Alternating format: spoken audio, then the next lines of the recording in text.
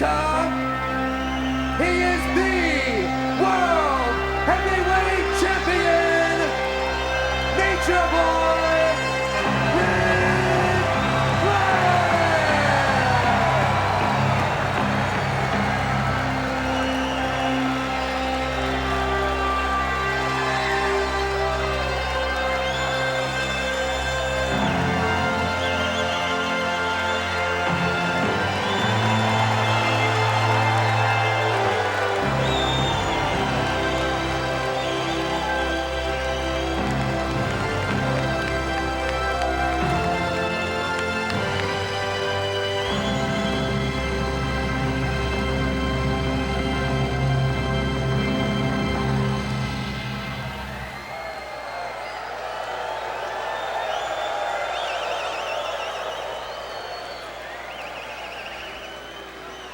Well, the champion certainly travels in fast company. I think that would distract me, but I guess he's used to it. I certainly wouldn't be.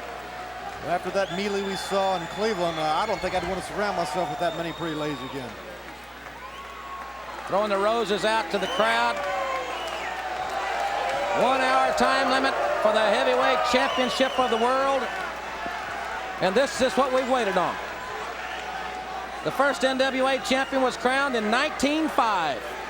Frank Gotts defeated George Hackenschmidt for the NWA championship in 1905. There has been 2 title changes in Chicago since the inception of the NWA. One in 1961 when Nature Boy Buddy Rogers upset Lou Thesz, and one in 1987. 1987, that's right. When Ric Flair regained the World's Heavyweight Championship from Ron Garvin. I was here that night. That was a historic evening, and perhaps we'll see history made here tonight. Ricky the Dragon Steamboat certainly ready for this challenge. Ricky the Dragon Steamboat, 5'11", 235. Ric Flair, 6 feet, 242. Size will not, neither man will have an advantage as far as the size is concerned in this one. The finest official in the sport, Tommy Young, has been assigned this very important contest. Collar and elbow tie-up, Flair and Steamboat. It's Flair with the advantage. Steamboat retaliates with a side headlock. This one will be quick, I can assure you. Football tackle, Steamboat dart down, 1, 2, and Flair kicks out. What a surprising move. Hey, the Dragon doesn't work by the hour, as I've been told. Ricky the Dragon came here with one thing in mind and one thing only. He said he's come back to wrestling to take the NWA World Heavyweight title away from Ric Flair, and he means business. He has proved that he can beat the champion, but can he do it with a belt on the line? That is the question. Oh, great movement there by Steamboat. Steamboat dropping right down to the side headlock position on the Nature Boy. Oh, what movement there. Steamboat shows great agility. Cat quickness. He's got Flair rolled up. 1, 2, and Flair powers out. It's a little chess game going on here, parrying back and forth. But you see everything the Steamboat is working towards is towards a pin. He's not even grabbing holds. He's going right for all the marbles. There you see Brad Mustard, Chicago Bears. He was their #1 draft choice in the last NFL draft, and he is a big Ric Flair fan. He wears a Ric Flair t-shirt under his shoulder pads for every NFL game. So he's definitely got a ringside seat here tonight. He's getting to see his champion. there's another one of the Chicago Bears right there.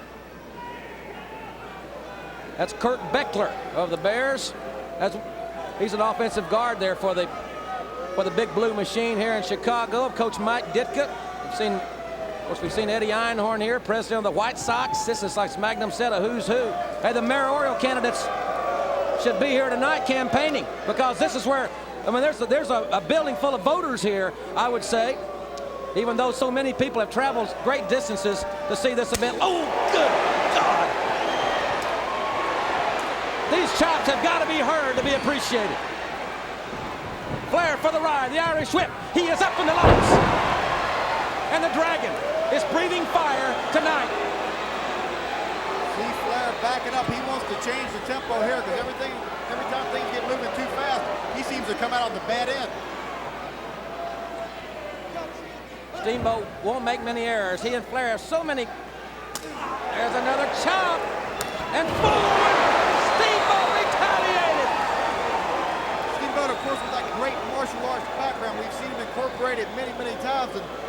got to figure out how to defense that thing. He's been hit by it enough times you'd think he'd be looking for it. It just came out of nowhere. The great quickness of Ricky the Dragon Steamboat, the #1 contender for the heavyweight championship of the world. This feud started a long time ago. The last time they met one-on-one for the world title was in 1983 in the Meadowlands in New Jersey. And Flair scored a very controversial victory in that event. And it's Flair now with a hammerlock on Ricky the Dragon Steamboat. Both these guys have got great cardiovascular conditioning. Jim, this is a match that could easily go a 60-minute time limit, easily go a 90-minute time limit if it was to be dictated as such. But as you said, they're both at the top of their game. And I think Ricky Steamboat is peaked. Look at this maneuver. Great drop kick, great quickness by Ricky the Dragon Steamboat. Side headlock, taking Nature Boy over. And man, we were about 6 inches away from a new heavyweight champion of the world. Steamboat has definitely come in here tonight with a game plan. He knows he's got to wear the champ down because, as we said, nobody's going to be had in 5 minutes or 6 minutes or 7 minutes. You're going to have to wear someone down, find a body part, wear it down, and get someone hurt. And who is going to be hurting first is the question. Flair using the tights for leverage, rolling Steamboat over on his shoulders. He does it once again. Referee Tommy Young down there counting. Flair, a native of Minneapolis, Minnesota, now living in Charlotte, North Carolina. And Steamboat catwalks right up the turnbuckle. Brings Flair back out, but Flair, nice counter there by the Nature Boy into a near fall position. Flair, the son of a physician from Minneapolis. Flair educated in a private school. Ricky Steamboat, an amateur champion in high school. Flair, an amateur champion in high school. But Steamboat, more of a grassroots education, educated in the public schools, with a 8-to-5 blue-collar working-class family. Flair, as I mentioned, from the private school sector, with a father that was a very prominent physician. Very diverse backgrounds in that regard. But as far as athletics is concerned, and that's what we're talking about, we wrestle in the NWA. These men are very, very similar. Oh, God. Ric Flair makes no bones about being born with the proverbial silver spoon in his mouth, but right now he's going toe-to-toe with the Dragon, and I think he may be coming out the worse for wear. Steamboat reverses the Irish whip. Oh, God, what a chop! Yes, sir! He's down! He can hardly want to! Jim, I thought that could have been it. And obviously so did Ric Flair, who is getting the heck out of Dodge. And the tanned Ric Flair very quickly moving out of the ring to slow Mo down. That momentum, a big factor in this event.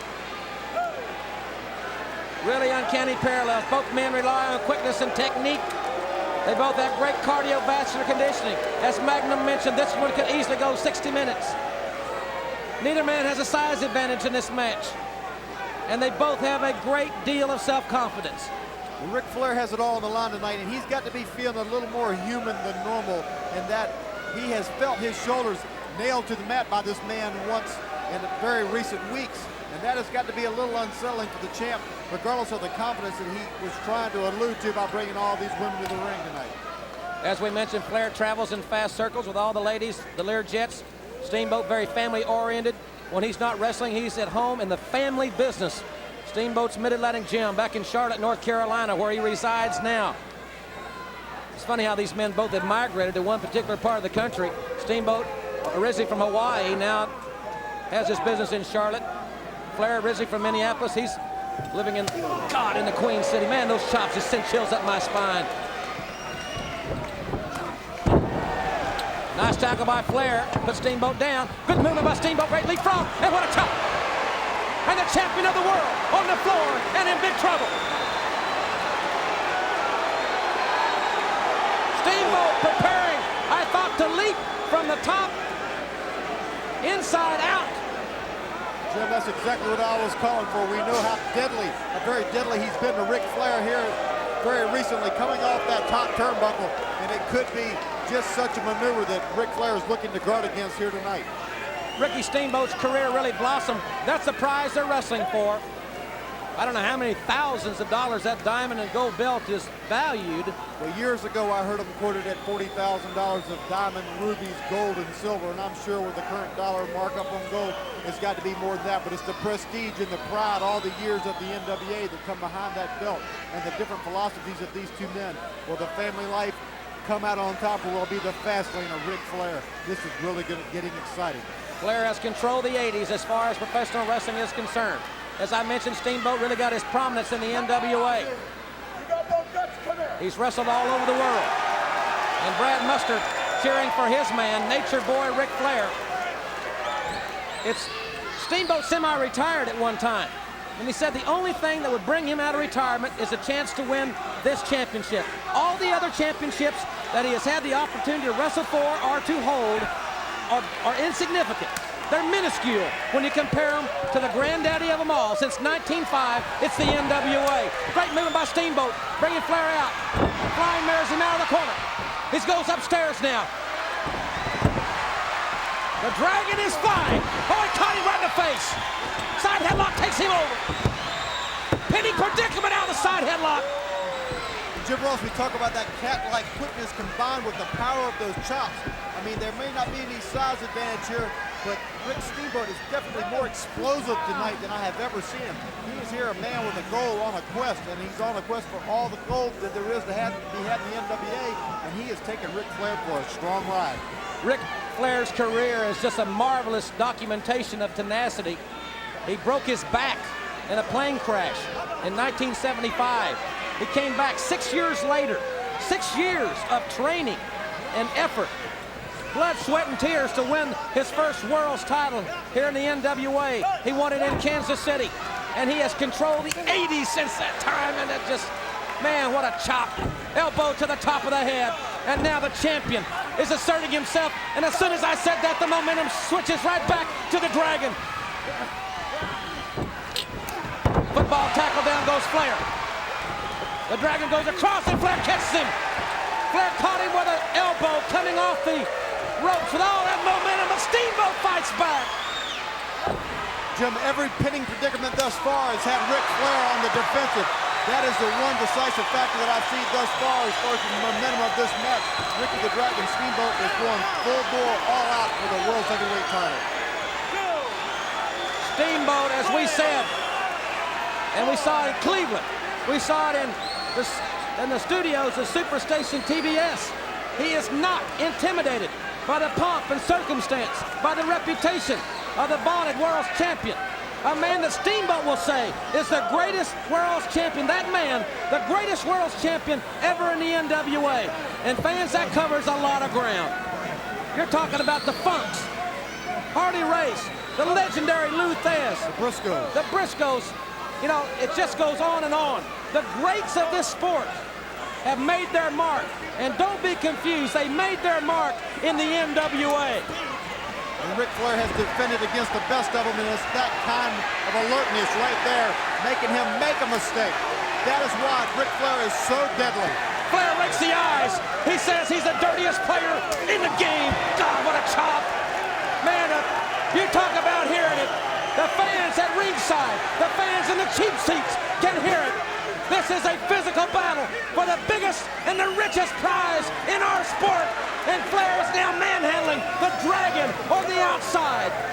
Flair likes that high style and high profile, and he is not going to let anybody, I do mean anybody, take that away from him without the fight of their life, and he is definitely turning it on now. This match being documented by all the great publications, Pro Wrestling Illustrated. I've seen George Napolitano here, Dennis Brent of Pro Wrestling Illustrated, the Japanese contingent here in arms. This is the major wrestling event in our country, and you are seeing it live right here, as we are so happy that you have chosen to be with the NWA tonight, as we're coming to you live from Chicago. Snap mare by the heavyweight champion, who pulls the knee pad down. If nobody drops a more devastating knee in the sport of professional wrestling, Ric Flair may put him out. Flair cannot hold him down, however.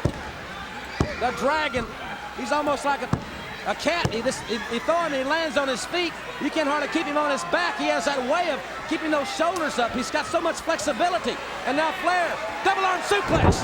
Great move. Grapevine the leg, but Steamboat kicks out very quickly. And this is where the conditioning that we were talking about definitely comes into play. How much punishment can you take? Will all those years of retirement, will that come back to haunt him?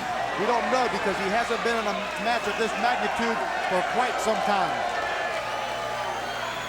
Flair with a right hand, right on the button of Ricky the Dragon Steamboat.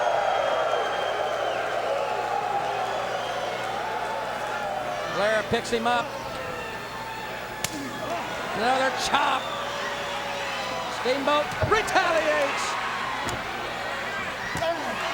Boy, this one is so physical. Neither man will give an inch. Another chop. How much can these men take, as we have said? Oh, he's upside down. He goes down the apron. The Nature Boy's up top. Flying cross body, but Steamboat reverses it. 1, 2, and he kicks out. My God, we're talking about a few inches from having a new world champion crown. Talking about changing the momentum. I mean, this thing is going back and forth. Flair, the master of the figure 4, after the inverted atomic drop, has got it locked in on the challenger.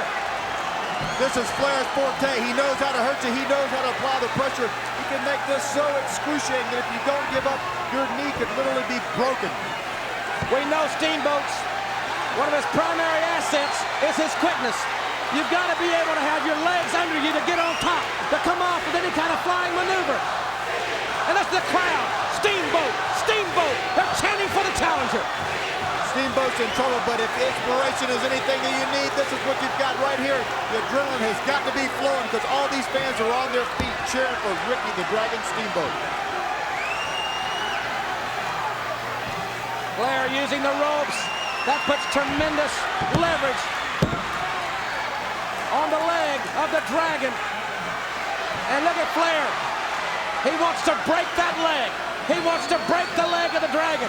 The referee very concerned about the condition of Steamboat, but he needs to keep his eyes on Flair because that extra leverage is making this move unbelievably terrible to try to withstand. There's Mr. Matsuda, the evil man from the Orient. Flair has won the world title before in his 5-time reign by using this very maneuver. Jim, if anybody has patented this maneuver, he has got it down pat. Steamboat needs desperately to reverse it. There's only one way out of the 54 leg lock. He's in the middle of the ring. He can't get hold of the rope, so he's got to turn this around. Flair he's putting everything he has into this figure 4. The Dragon trying to reach for the ropes. But the referee caught him. He's going to make him break the hold. Yes, indeed he is. Good officiating there by Tommy Young. But you got to wonder how much damage has he done. Steamboat is flat on his back. We know that his legs are a great asset for him. That high-flying maneuver, he needs to get his legs back. And that may be physically impossible on February the 20th. It's definitely taking his toll. We can see, we've seen the resilience of the Dragon. Big shot. That's what he needs to come back with. But I don't know if there's enough. It's a gut check time for the Dragon. He's waited 6 years for his opportunity to win the title in the sport. And look at these two gladiators exchange blows. Even after all this punishment, toe for toe, chop for chop, Ricky Steamboat's heart is coming into play here. That desire we talked about, that family unit, he wants it. Flair, great movement. Oh, both men, my God, on the top. They both went out over the top. Steamboat's leg, I think, doubled under him. And Flair came down on his head. Well, there's no telling what kind of damage was done to both men in this particular encounter, but I've got to think Steamboat had to have been the worse for wear because, as you said, his leg had already been hurt, and it looked like to me he fell with that knee buckling under him. Thunderous chop right in front of the Illinois State Athletic Commission. But Steamboat retaliates. Fans, have you ever seen? Oh, gosh, right into the post. I have never witnessed a more physical battle for the heavyweight championship than we are seeing right here tonight from Chicago. Once again, and no mistake about it, this is the NWA. This is the league that they wrestle in. And you are seeing two great, superb athletes giving it all for the richest prize in the sport.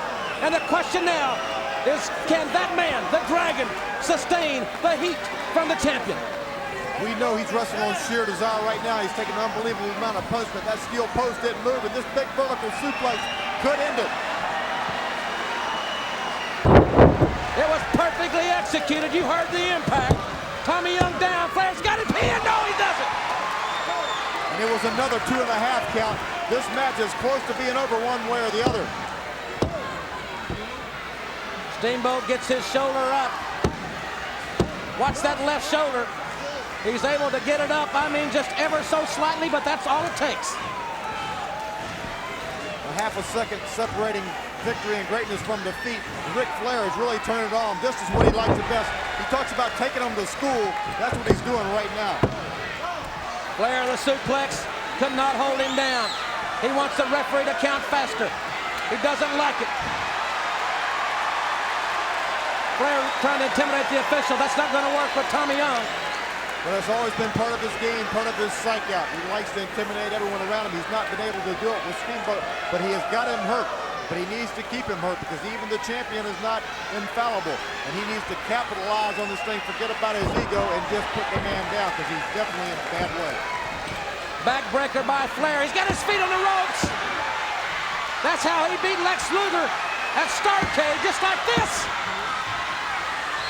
Steamboat's barely able to get his shoulder up. Tommy Young needs to look up. Well, that's an understatement. We need a couple of referees out here. Steamboat's got him pinned. 1, 2, Flair kicked out. That was close to an upset. Steamboat's still very much in this match. Flair, though, controlling the action. The time limit is in his favor. We know Flair can go the distance. The Dragon went for the big move, but nobody home. You've seen him come off that rope flying so many times, always hitting his mark, but it is a high-risk maneuver. And that's one time it didn't pay off. That's like the great slugger, Mickey Mantle. You make a big swing, you're going to either hit it out of the park or you're going to go back to the dugout. Steamboat, no home run there, but a nice reversal. But look at Flair, reverse right out of it very quickly. And Steamboat, look at this bridge. What strength. He's still got some left. The Dragon has the arms cut. Suplexing the Nature Boy. What a counter, Jim. Flash foot's on the rope. I thought he had him. You can hear the men breathing.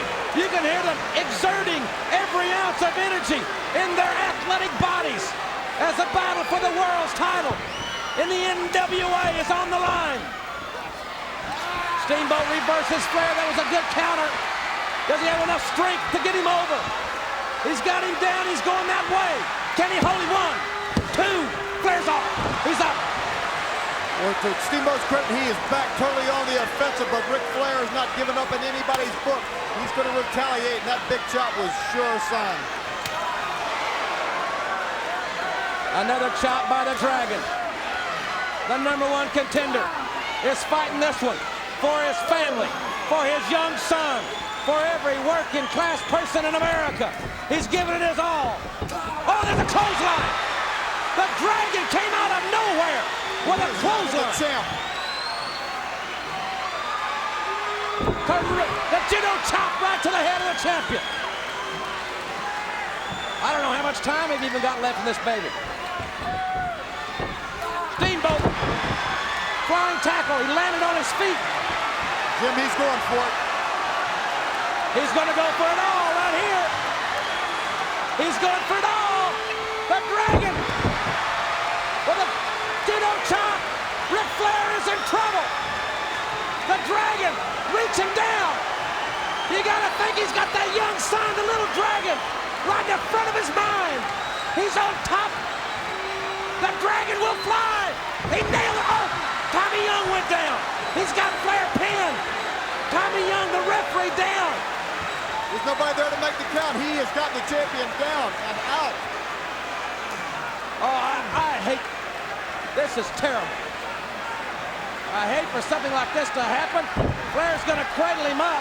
He's holding the tights, but there's no, Tommy Young is not physically able to make the count. They wiped him out. Jim, I see another official down there. Teddy Long coming in. Steamboat over the top. What's he going? Wait a minute, Steamboat's coming back up top. This match is still going on. The Steamboat flies, but he missed it. He missed the flying body press off the top. And now Flair has turned the corner. He twists the leg. Inside. Wait a minute, inside cradle. Can he hold him? Yes, he can. Ricky the Dragon Steamboat has won the world title. It was the ultimate counter. Who would have believed it out of nowhere? A small package, no less.